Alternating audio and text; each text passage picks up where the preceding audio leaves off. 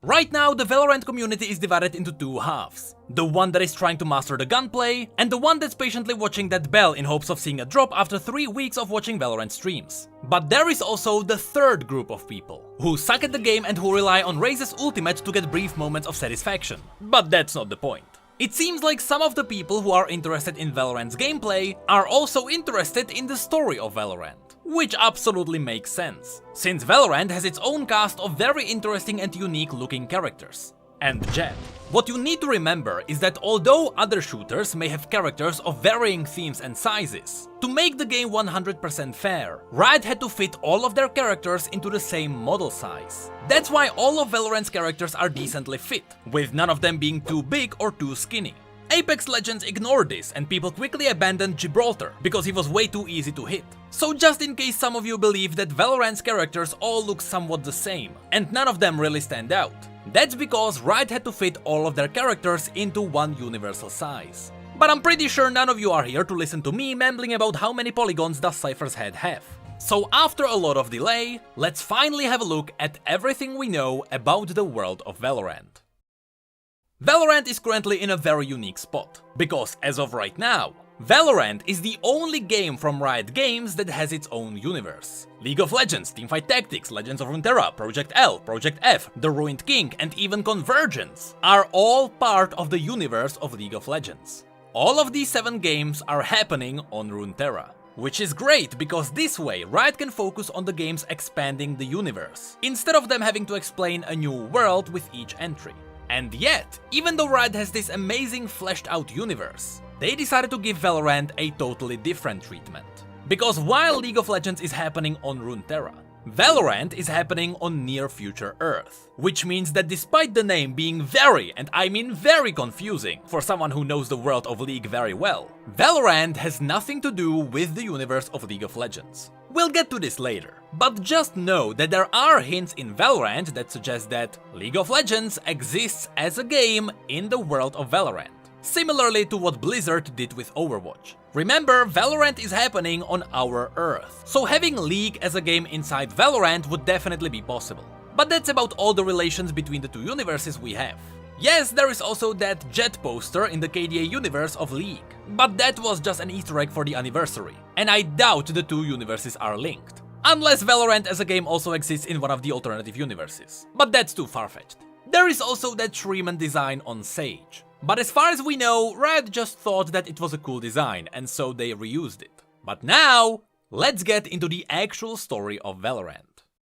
It is still unclear whether Riot will write separate stories for Valorant, just like what they are doing for League. But personally, I hope they won't. As you'll see in a moment, just from running around the maps in-game, you can learn a lot about the world, and you can get a good idea as to what is happening there. And honestly, finding the story yourself by exploring the game feels really awesome.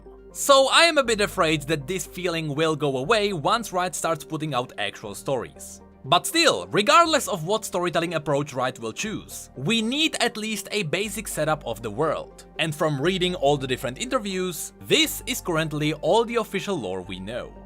The story of Valorant is happening on Earth, roughly around the year 2053. We know this because I found a calendar with the year on it in some of the alpha footage. What is interesting is that when Valorant got into the playable beta, Riot kept the exact same calendar in the game, but they removed the year. I wonder if it's because Riot saw my tweet, and they actually wanted to keep the specific year a secret. But regardless, the reason why the world of Valorant looks a bit apocalyptic is because the world was shaken by a cataclysmic event that was referred to as the First Light. It is unclear whether this event happened because of some alien influence, or if it was just a scientific experiment, but the First Light essentially terraformed the planet. And soon after that, strange things started happening all over Earth. Out of nowhere came this new bizarre material, which people started referring to as Radianite. And because this new material was rare, it quickly became valuable and very expensive, which is why Riot probably used it as a currency in the game. But Radianite only gained its true value once humanity found out that exposure to this material can grant people superpowers. Bearing the name of this newfound godlike matter, those who were gifted with supernatural powers were called Radiants. A bit later after that, as humanity got a good idea of what is happening in the world and why there are superheroes everywhere, a new shadow organization called Valorant Protocol popped up. The purpose of this organization was to focus on dealing with Radianite, Radiants, and simply to keep the world in check. But in order to do this, the Valorant Protocol needed talented people. And in many cases, since they were fighting people with superpowers, they had to get some Radiants on their side too. Collectively, regardless of their backgrounds, whether they were gifted or not, and whether they were heroes or even criminals, the people who fought for the Valorant Protocol were called agents. And this is where our playable characters step in. Right now, just by looking at the in-game banners and icons, it is obvious that Riot has at least some basic lore planned for all of them. And these stories will probably be released once the game launches. But even without this information, we already know a couple of things about the agents. So, let's go through them. As I mentioned just a minute ago, not everyone in the Valorant Protocol is a Radiant, so not all of them have supernatural powers. So let's start with all the quote-unquote normal agents. First, we have Brimstone, a commander from the USA who has access to orbital weaponry. Now, orbital cannons in sci-fi are usually high-end tech, but there may be an explanation as to why Brimstone is able to use them. His newest update slapped this K logo onto his gear. Later, as we'll go through all the maps, you'll be able to see that the K is the logo of the Kingdom Corporation, which seems to be a rich and powerful company in control of Radianite. Originally I thought that the Kingdom Corporation would be the villains, but later you'll see that maybe that's not the case. Anyway, Brimstone is either a former or a current member of the Kingdom. Then there is Viper, who also came from the USA. Her card reveals that in the past, Viper used to be a scientist working on toxins, and her basic summary on the website suggests that she's also a bit crazy. Cypher comes from Morocco. He is an engineer tinkerer who seems to be genuinely excited about the potential use of Radianite in his inventions. If you listen to him in-game, he occasionally mumbles about Radianite there.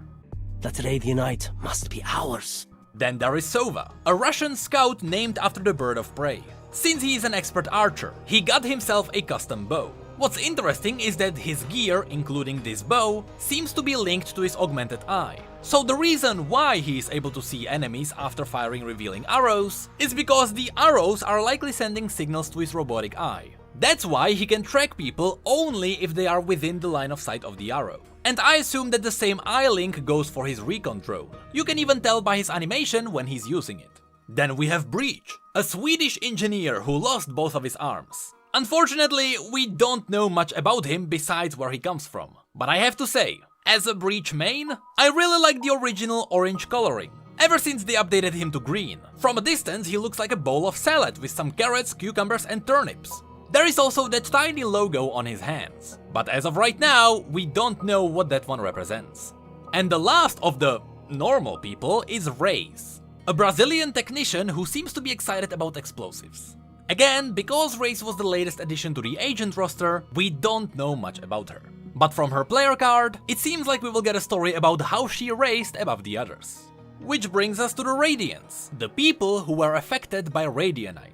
As we go through them, just notice how all of them have some form of elemental powers. This might be because the superpowers are just a side effect of the first light terraforming the entire planet. So since Radianite can manipulate the Earth, it only makes sense that it would radiate out primal elemental forces. So first in line we have Jet, a Korean Radiant who's able to manipulate the wind. That's why she can jump high, float, dash and even levitate daggers. It's all just the wind. Next up is Phoenix, a Radiant from the UK. Phoenix was gifted with the ability to control fire, so it makes sense for him to make firewalls and fire puddles. Even the flash makes sense, since it is just fire burning really bright. But I wonder what's the deal with his ultimate. I mean, I get that it is a reference to the legendary Phoenix dying and rising from the ashes, but I'm not sure how that's supposed to work lore-wise. Is Phoenix actually immortal? Maybe that's a mental curse that will make his character interesting. Immortal people have tendencies to go insane as a result, and the signs are there. Stay out of the fire. Super high level tactic, remember that, yeah? But then there is Sage, a Radiant from China. She seems to have the ability to manipulate Earth. That's why she can raise walls and crystalline the ground. But I wonder how the lore will explain her healing people, or even reviving them. Which brings us to Omen, our last Radiant. The point of Omen's character is that he is supposed to be mysterious. But the irony is in the fact that we probably know the most about him. His voice line suggests that Omen is linked with death. And it seems like he is truly immortal. He even mentions that he died many times before. On top of that, he often talks about balance when he's around Sage. I can feel her pull against the natural balance. And he even asks her if she knows where do the souls come from when she revives people. Sage, the life you give. Do you ever wonder where it's taken from? But probably the most interesting detail is that Omen also talks about a new character, Sabine, which is a character that was already data mined in the files. So she is likely going to be a playable character. Sabine, look at the monsters we've become. At least you have flesh to hide your horror. Omen suggests that perhaps Sabine was involved in turning Omen into what he is now. But unlike Omen, Sabine is still a living human. This dark transformation into whatever Omen is now probably happened during an experiment in the Kingdom Corporation. Because if you look closely at Omen's updated cloak, there is the K logo. So when it comes to character development, ironically, the most mysterious agent has the most potential. But that's all we know about the agents. So now we know what's happening with the world, and we know the basics about our main characters. But we still need to have a look at what is happening in the game. And I hope you were paying attention when I was talking about Radianite, because this is where the fun begins. Just keep in mind that the game's world is still changing. So what we are getting into now are all just theories. Let's start with the Haven map, because on the Defender side, you can see what Radianite is capable of. What you can see there in the middle is a Radianite crate which contains Radianite. What is interesting is that throughout the entire game, we can't find a single piece of raw Radianite, so we don't know what the material actually looks like. We can only find it bunched up in these crates. The closest image to raw Radianite we have is the player card called Radianite Explosion, which actually shows us what happened here. And that takes me back to the reason why I wanted to show you the Haven first. This map shows us the power Radianite holds, and it shows us one of the results of Radianite affecting Earth. You can see how it terraformed the entire place, and in the process it destroyed the city. So the reason why there is a Radianite crate here is probably because people tried to contain the power of the Radianite that was found here. Now, the colors of these crates are a massive topic on its own. You probably know that Riot changed them from orange to green. This might have been because the characters often blended in with the orange colors, but there might also be a lore reason for it. But we'll get to that later. First of all, notice how right next to the disaster, there was some kind of a science station.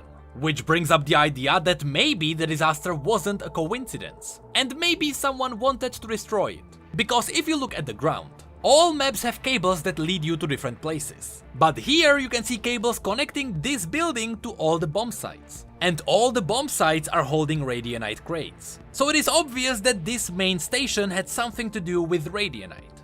Site B is the main storage of Radianite. If you look up, you can find all the crates here. And if you look down, you can actually notice that this entire place is a massive elevator. So perhaps there are more Radianite crates below this place. Site A are the loading docks. Not only is this where you can find the crates ready for transportation, but the little place under the window is where the trucks come in and pick up the crates. You can even see the track marks on the ground there. And Site C is the entrance to the vaults. This is where we can find a smaller elevator for individual crates. Now, there are two things we need to talk about here. First of all the elevators are branded with the Kingdom logo, which is why I thought that the Kingdom Corporation would be the villains. They are the guys who manipulated with Radianite here, and from the environment around, it looks like they found this ancient temple and they claimed it for themselves. On one side you can see the Asian culture intact, but on the other side of the map you can see that someone turned it into a shooting range. But still, there is one reason why the Kingdom Corporation may not be the villains. When you are playing the game, you are bombing the equipment of the Kingdom Corporation, so you are destroying what they built. But to do so, you are using a bomb made by the Kingdom. Because if you look at it, you can actually find the K logo on it. And this is what confused me. But the confusion quickly passed as I realized that you are also defusing the bomb with Kingdom's tools, so it doesn't matter. You may notice that Riot isn't using the term bomb, but instead they call it the spike. This could be because Riot is trying to keep the game at least a little bit family friendly. But there is also the theory that the spike is simply not a bomb. And maybe it is just disabling Radianite. But everything is pointing at the fact that the spike is a bomb. But to detonate, it needs Radianite in its proximity. But it is more likely that none of what you are doing here actually has any meaning. Perhaps the Radianite explosion, the station, and all the bomb sites have some actual lore, but you planting a spike here is just nonsense. I still do believe that the Kingdom Corporation are the villains, and the reason why you as a player are running around and planting down spikes, made by the Kingdom, is because the Kingdom are so powerful and rich that they make most of the expensive equipment. We shouldn't be asking why we are using a bomb made by the Kingdom, we should be asking why does it even exist. The last thing we can mention about the Haven is what is happening here. Since there is an actual vault here with a loading bay, we can safely assume that the corporation delivers crates here, so they could be safely stored underground. And perhaps the Radianite explosion wasn't an accident, but someone wanted to stop them. In fact, as you'll see later, the Kingdom is advertising their yoga retreat, which seems to fit this environment. So what I think is happening on this map is that the Kingdom is slowly turning it into their executive yoga retreat, and the agents are trying to prevent this amazing idea from being built. But when it comes to the massive Radianite explosion in the middle, I am still not sure what caused it. But now let's move on onto the next map, Bind. Bind is very interesting because this entire place is a massive Radianite refinery, ran by none other than the Kingdom. Side B are the laboratories. This is where you can find all the computers with all the research about Radianite, and you can even find the Kingdom Refinery logo on one of the screens. In the hall you can also find all the souvenirs, including something that may be a raw Radianite, with some kind of a machine extracting the Radianite right next to it. The main bomb site is an actual elevator, but this one says Radiant Holding, with Radiant being the special term for those who are affected by Radianite. So I have no idea what's the real meaning of this elevator. Either way, if you look down, you can find more crates there. Site A is the reactor, where the actual refining is happening. If you look inside the main building there, you can see that the Kingdom is making some kind of black matter. What's interesting is that this black matter perfectly matches the color of the spike's explosion, which makes me think that this is where the Kingdom is making spikes. If you look outside, you can also see that the building has a loading dock. You can see where the trucks come in. In fact, you can see one of them parked right there. And you can see the two openings in the docks, which is where you would place the crates. But what's interesting is that there are no crates inside that would be ready to be loaded out, which makes it feel like the crates only come in here, to be processed and perhaps turned into the spikes. The other option would be the exact opposite. Maybe this is where raw Radianite gets processed and placed into the crates, and from here it is transported into the vault, such as the one in Haven. But right now, we simply don't know which one of these is the case. What is really awesome about this map is that all the things I just talked about are not even the coolest lore here. There are some details that make this place so much better. If you look around, you can see these machines tearing the place apart. Well, that's most likely the Kingdom trying to expand their factories, and so they are slowly consuming the surrounding cities. You can even notice the cool transition from the south, where the city is still intact, to north, where the landscape slowly rolls into modern factories. But what's extra spicy about this is that in the northern part of the map, where you can see the Kingdom tearing down the buildings, you can see the locals protesting against it. And in fact, Cypher has something to say about this place, and he confirms that all of this is in Morocco. What has Kingdom done to this town? However pretty their lies are, they're just sucking my city dry. There are posters that protest against Radianite crates, against Kingdom's factories, but there are also posters with rats in front of a Radianite crate, some articles about the trucks transporting the crates, and occasionally you can find the text Kingdom of Lies sprayed around. But most importantly, you can also find this person, who is most likely the head of the Kingdom. Now, what's so special about him is that he is most likely going to be the next playable character. And I'm not saying this just to sound interesting and to get people commenting on this video. We do actually have some evidence. First of all, you can see that in the picture, the man's head is inside a Radianite crate. But that's not just a symbology where the guy would be the head of all Radianite operations. It's because this person might be using Radianite to infuse himself with it, which means that he himself would be the Radianite crate. Which sounds like a whole lot of horse poop. Until you realize that people already data mined a model of an agent who's nothing but a crystallized skeleton. And we even have the portrait. But unfortunately, that is all we know about this person. The last thing we should mention on the bind map is that in order to clean their name a bit, the kingdom is sometimes advertising the things they are making with all the Radianite, such as the Radiant Island, a place which the kingdom wanted to lift into the air with the power of Radianite, but more on that later. Before we move on, let me quickly mention that once again, we are not really sure why we are bombing these places. Again, we are not sure if the spikes behave like bombs, but if they do, maybe here you would be on the side of the locals, and you would be tearing down the factories. Also, there are these portals, but we have no lore explanation for them whatsoever. But now, let's move on to Split. This map is glorious, because right as you spawn in, if you look up, you are greeted with what seems to be the kingdom headquarters. Or at least we think that's the headquarters, because everything around here points at that being the case.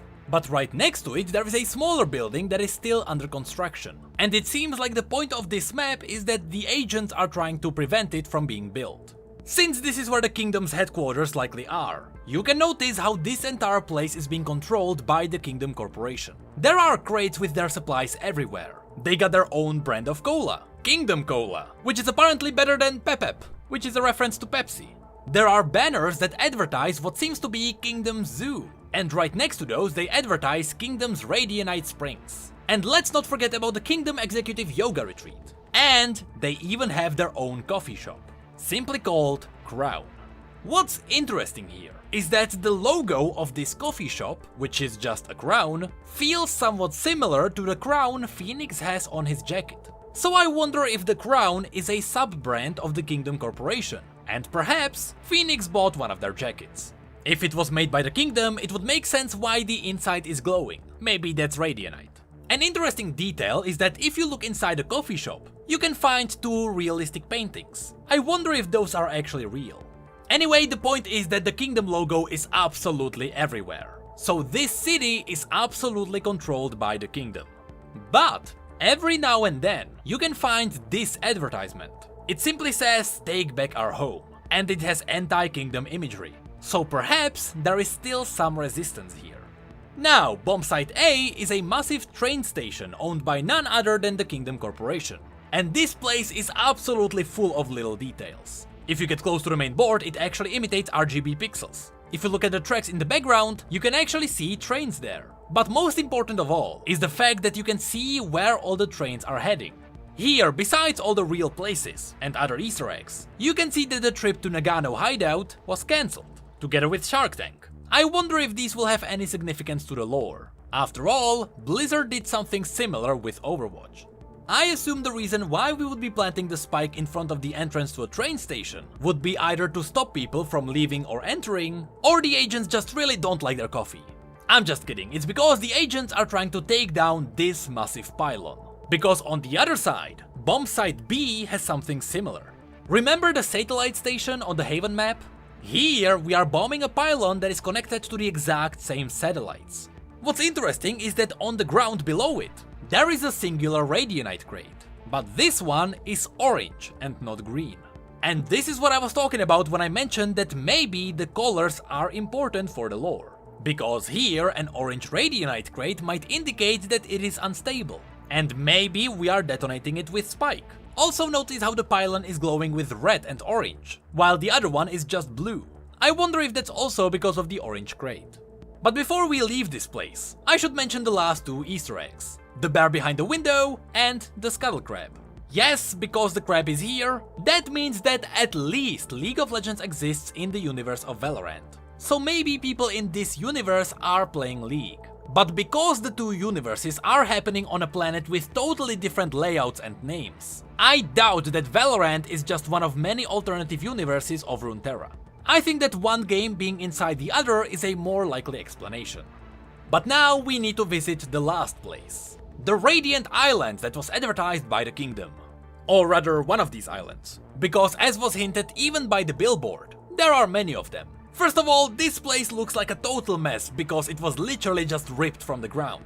So for example, this place was probably a coastal town. That's why there's a small bay with some ships, but no water. You may also notice that the boats and the bay visually fit the first Valorant teaser. So I wonder what sort of connection there will be. Since that teaser was partially cinematic, maybe this could be a teaser that we are getting a launch cinematic that explains how the island came to be.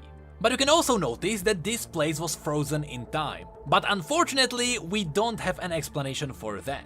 My theory is that this island was one of the first experimentations. Maybe the kingdom was trying to figure out how to lift up an island, and this is the result of one of their first tries. What's interesting is that since the Radiant Islands were made by the kingdom, it makes sense that the person who introduces the game to you is the voice of Brimstone, a commander who is linked to the Kingdom Corporation. When you're ready, the front lines are waiting. Welcome to Valorant. So I wonder if some of these Radiant Islands are being used by the agents as their main hideout. Because this is where the agents train their aim, how to plant spikes and how to defuse spikes. In fact, by far the coolest detail on this island is their spike training. Since they don't have any Radianite crates here, they use cardboard boxes that only look like Radianite. And since they are even pretending to be using Radianite, it makes me think that maybe the spike relies on Radianite crates. And maybe the spike is really interacting with it. Maybe I was right with the assumption that the spike only disables Radianite, but it doesn't actually cause damage to the environment. Although that wouldn't explain why you die when it explodes. The last thing on this island I want to mention is the church in the middle. First of all, yes, there is the blood of Christ there, but also look at the windows. This is a suspicious pattern, because if we look at the player cards in the menus, there was one called Stained Glass, with a similar theme. For some reason it was removed from the beta, but I believe it shows us the religion that was formed around the events of the First Light. And it may be a proof that there are people which worship Radianite. In fact, you can see people turning into demons at the top and into angels at the bottom. I wonder if this is because Radianite has the ability to turn you both good or evil. But that's going to be it for this video. With a game that's supposed to have no lore yet, this was quite a ride. As a quick reminder, remember that everything we talked about may change. And as was proven by the latest update, not all the details of Valorant's world are set in stone. From the player cards, it is obvious that Riot already has some stories planned, but I doubt there will be a lot of it.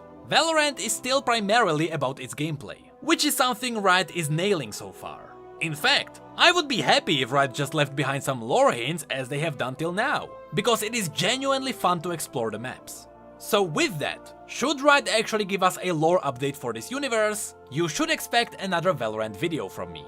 But until that happens, let's just enjoy the characters without context. Just Riot, please give me my old breach. He's a Scandinavian Viking. His pendant is a hammer. He used to have a Viking helmet on his shirt. Now he's just a green salad bowl, even though not a single Scandinavian country has the color green in it.